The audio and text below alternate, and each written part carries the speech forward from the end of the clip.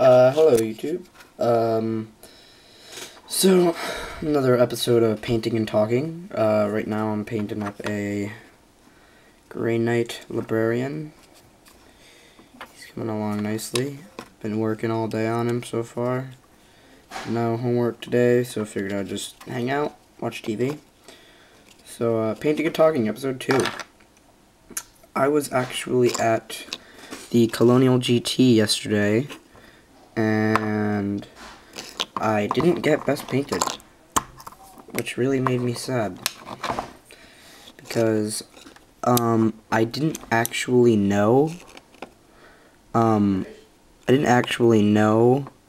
guidelines for having the Best Painted Army. I thought it was on a skill level, but turns out there were actual guidelines for it, so because of that I didn't actually win. In the judge's opinion, I actually had the best painted army skill-wise, but when it came to the guidelines, I wasn't able to qualify because I have the guidelines right here. The things I didn't have a flared paint scheme. I didn't really have a centerpiece model, I guess. Oh, I mean, technically I had Castellan Crow, but maybe they didn't qualify because the judges were the ones to say if I had these things or not. It wasn't like cookie cut per se. Like, I guess I don't know how they judged me and what I got points off of. Maybe conversions. Maybe that's what I got the other point off for. But I missed it by 2 points out of 10. So that was really upsetting because I didn't know it was off those guidelines. And if I did know, I would have definitely looked over the guidelines because they actually had them displayed on the website before the tournament. I definitely would have looked up on those guidelines and just went at it because I think it was a $50 store credit for Best Painted.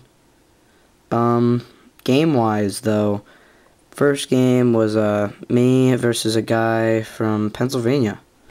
He drove 2 hours. It was a long drive for him, but he was a nice guy. He played Dark Eldar, like I said. It was a good game. I had some huge fatal errors. Let's just say my Dread Knight got swept, although they can't, because they have We Shall Know No Fear. So when I failed that morale check, if he would have swept me like he did, I would have had to take a Fearless wound. So what happened was he charges Baroness Hellspecs from Dark Eldar. It's the Baroness on the skimmer, the jump infantry. I don't know her last name.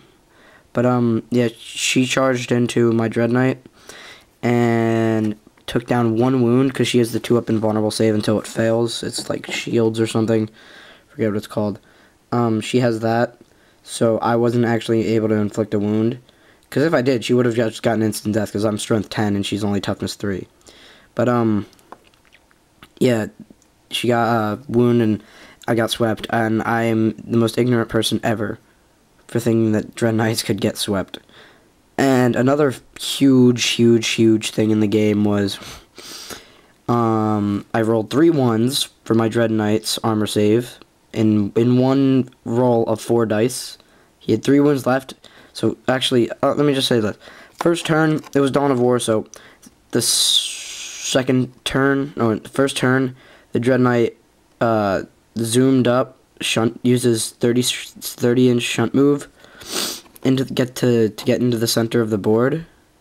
He uses it, and then he shoots his venoms at it, I think they're called, and he knocks off 1 wound, and he has 2 more venoms to shoot, and he gets 4 more wounds. So I roll I have to roll 4 armor saves. I roll 3 1s. That's the second time I've had he roll 3 1s for my Dread Knight versus Dark Eldar. It's really just upsetting. That was bad. And another error was I forgot to move my Razorback filled with Purifier near his objective in the end of the game. so he was able to actually blow it up and surround the unit inside and kill it. That was also very upsetting. First, I mean, he thought I was going to win, because first turn I came out strong, and I think I killed his Void Raven, I killed a Ravager first turn, and, oh, he also, another unlucky thing was for me, I had 2 Ven Dreads, 2 Venerable Rifleman Dreads, and he got a 6 on the damage roll for it. On a 6 on the damage roll.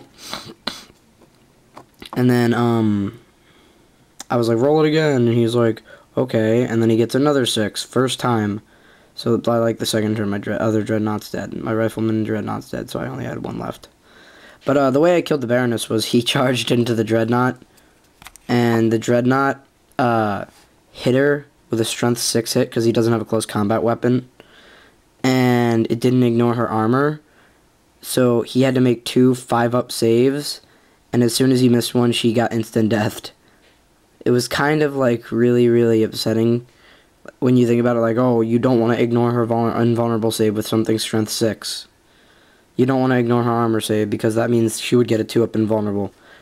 It's really strange, but I got a lot of extra bonus points because Castellan, my Castellan Crow, survived throughout the game, so that was a bonus point. So I got bonus points for the game, so it wasn't an utter annihilation. Next game, I played a veteran there, actually. I was going into the game thinking I was going to get my ass kicked, and I completely tabled the second person, so that was, like, uplifting. I mean, then again, his rolls were very abysmal. He had his Greater Demon, he played Chaos, by the way. He had his Greater Demon come in on turn 5, so that had a lot to do with it. Also, his 8 Terminators came in on turn 5. But, other than that, I tabled him. That was a good game, though. The last game was pretty freaking unique. I played a Space Wolf player. He was a friend of the first guy I played. They, drove up together. He played Space Wolves. He was, like, the most, I don't know how to explain it. He was such a strange man. He carried his dice around in a, mug, and, like a beer mug, and yelled really, really, really, really loud. Like, really loud. But, I beat him by the skin of my teeth, because it was, Seize the Ground, and last turn, it went up to turn 6, I believe. Last turn, I had 2 Purifiers on 1 objectives, another 2 Purifiers hiding behind a blown up Razorback on another, wrecked Razorback on another objective, and then I had a full squad on another objective, and he had, like, Nigel the Stormcaller, the awesome Psyker, and he's just really good. Oh, he Jaws the World wolfed my, my Dread Knights. Yeah. But I still won. And all in all, I came in, I think it was like 5th place. I could have actually come in first if I would have won my first game. But then again, I don't know who they would have paired me up with if I won my first game. But I learned a lot. I did better in that tournament, filled with very competitive people, than I do normally in my local tournaments. So I feel like I've really learned my army a lot. Then again, it's always the roll of the dice, so you can't do anything about that. So, this is another episode of Painting and Talking. It's just my update from the Colonial. Thought some of you might want to hear it, but thank you for watching, guys. I really appreciate you guys taking the time out of your day to watch my video. Just show you the librarian, the progress I made on him in the last 10 minutes. Ooh.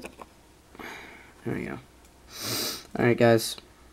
Thank you for watching. Please comment, rate, and subscribe. So see you.